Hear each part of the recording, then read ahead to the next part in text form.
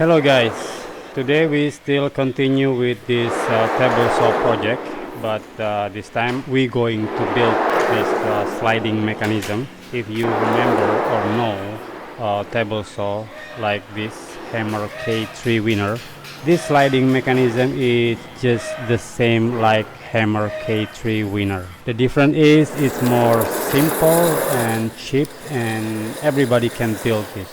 Don't be wrong, this is more stable and strong also. Okay then, stop the chit chat and let's get build it.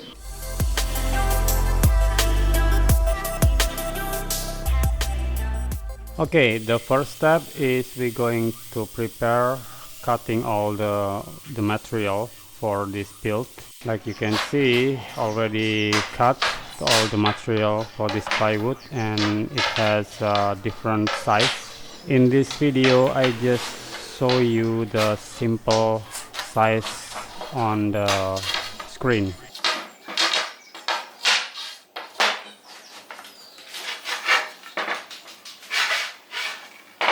Okay, after cutting this 18mm plywood as a plan, and the next step we're going to prepare another part, which is this stainless steel.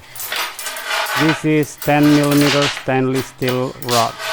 So I cut each stainless steel length is 122 centimeters. And also I prepared this ball bearing. This is a 10mm ball bearing. Okay, to join this stainless steel rod with this plywood, we're going to make this groove. Actually, we make this 30-degree angle groove. This groove is for this stainless steel rod to sit on. Okay guys, this is the part 2 of table saw build. If you guys haven't seen the part 1, please go check in here. Okay then, the groove is already done on 4 of these plywood with the same size.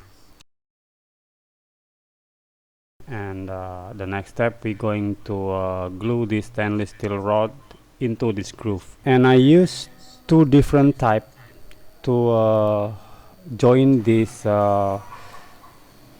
stainless with this plywood. The first is I using non-sag epoxy from Stone. This had a little bit thick substance than the ordinary epoxy. So when it's cured, it's going to be rock solid. It's hard like ceramic, and that is good. And this non-sag epoxy, it's cure about 1 hour, and just we just going to clamp this for 1 hour. So after this we're going to glue them again using this epoxy adhesive. This is just the ordinary epoxy with the 2 component and resin and hardeners. And the substance is not so thick, so it can fill the gap between this rod. And this glue is to reinforce the joint. And we will wait until this glue is fully cured. And this type of epoxy is cured around 24 hours.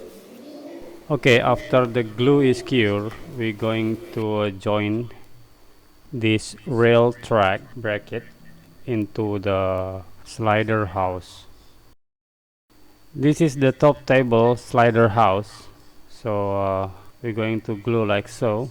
After that, just let it dry for a few hours. After this, I just clamp it together and secure it with a pin nail. Okay, for this top table dimension, you can use your own dimension, so it's up to you. The next step is I add the screw to reinforce the structure. Before that, I just countersink.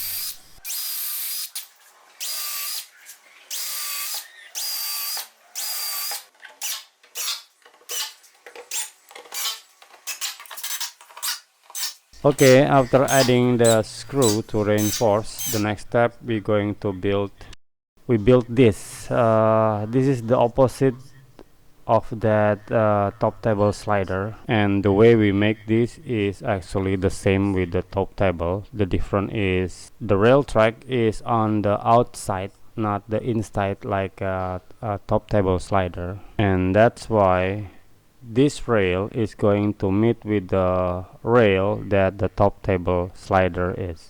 Okay, if you see that the M6 bolt, it's actually for the adjuster. The adjuster to tighten the rail slider.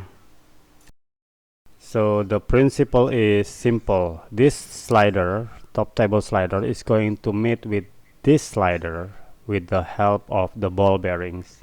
The ball bearing is going to attach with this aluminum plate that I already make the hole, 10mm hole. Okay, now I'm going to join this rail slider together. And to join this rail slider together, I'm going to use this aluminum plate that I already drilled a hole, 10mm hole, as big as my ball bearing. Okay, just push them with the ball bearing inside, and after that just continue doing this until all ball bearing hole is filled up.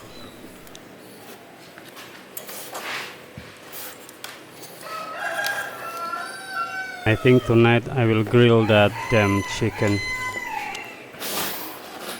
Okay guys, the slider is already done.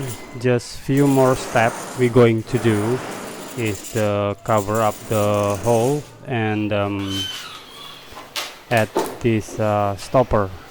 For this stopper we use plywood. Okay guys, if you hear that, it's a little bit noisy and rattling on the ball bearings and the aluminum plate that hold that bearing. That's because I haven't added the grease yet. And now we're going to add the stopper. So this slider is going to stop when the ball bearing is hit the other end of this slider.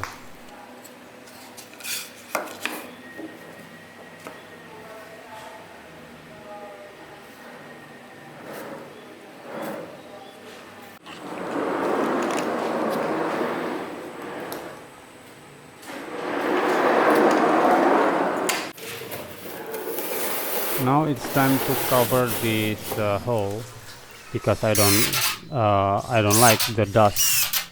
It's going to build up inside this slider. Okay, this top table slider long is 122 centimeters. Like you can see, the travel distance is 130 centimeters. So the travel distance is longer than the table slider itself. Now I'm going to check for the precision and the gap. This slider table, it shouldn't have any gap, so it should be precision. And yes, this is precision, and there is no wobbling or gap whatsoever. Okay, I think my job is done making this sliding table mechanism for my table shop, and also done for this episode, and I will see you again on the next one. Cheers.